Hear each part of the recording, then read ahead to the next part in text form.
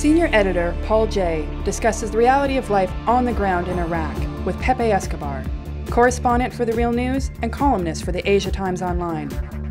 Pepe is also the author of Globalistan and the soon-to-be-published Red Zone Blues, a book based on his reportage covering Baghdad.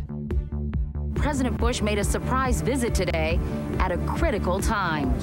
The president brought in what he called his A-team. He hinted at a possible reduction in U.S. troop levels. Today, President Bush made a dramatic attempt to set the terms of this debate with a surprise trip to the Al-Assad air base in western Iraq. But I want to tell you this about about my decision about troop levels. Those decisions will be based on a calm assessment by our military commanders on the conditions on the ground, not a nervous reaction by Washington politicians to poll results in the media.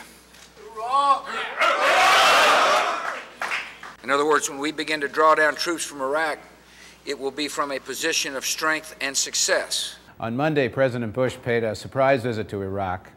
He went to Anbar province, which now, according to the Americans, is now al-Qaeda free or al-Qaeda light. Why did President Bush go to Iraq? The timing was impeccable. Bush arrived at a fictitious place in Iraq, in Anbar province, a military base, which is not part of real Iraq, the same day as the British were pulling out of Basra. We can say this is one of the most ignominious failures of the British Army since the early 20th century.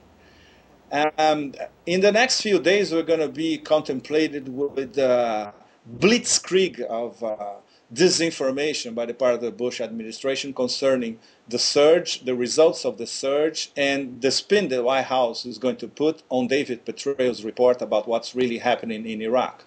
So this trip was part of a campaign of manufacturing consent about success in Iraq and diverting attention from the obvious failures of the surge plan, which is something that especially Americans have no idea, because American mainstream media doesn't show what's really happening on the ground in Iraq. What is happening on the ground?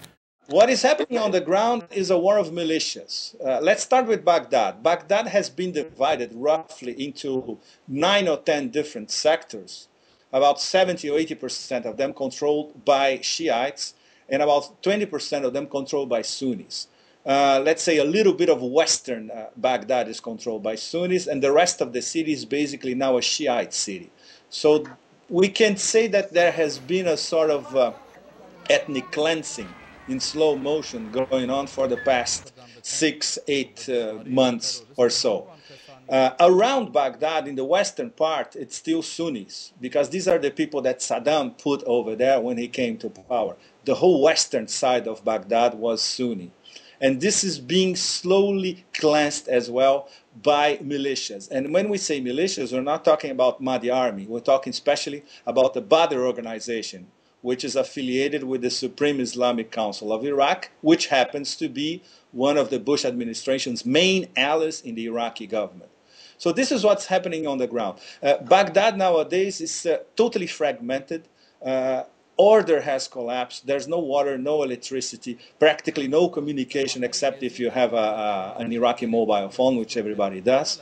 And you have neighborhoods at war against other neighborhoods, some of them walled, like Adamiyah, which is a Sunni neighborhood. And the claim by the Bush administration that Anbar is now an al-Qaeda-free territory is also not true, because the al-Qaeda fighters who were based in Anbar, they relocated to Dora. Dora is a neighborhood in southern Baghdad, which is being shelled and practically invaded on an everyday basis by the Americans, and they still have not been able to dislodge al-Qaeda fighters in Dora. The situation in Anbar, in fact, turned around because of an alliance which is extremely dodgy between, like I would say, around 200 sheikhs around Ramadi and some near Fallujah, commanded by Sheikh Abu Risha, and the Americans to expel al-Qaeda from Anbar province. So what happened is al-Qaeda basically relocated to other parts of Iraq, to southern Baghdad, in Dora, for instance, to Baquba and to Diyala. But they will be back. It's the same thing. Whenever the Americans push in one area of the country, they retreat and they go back and they attack in other areas.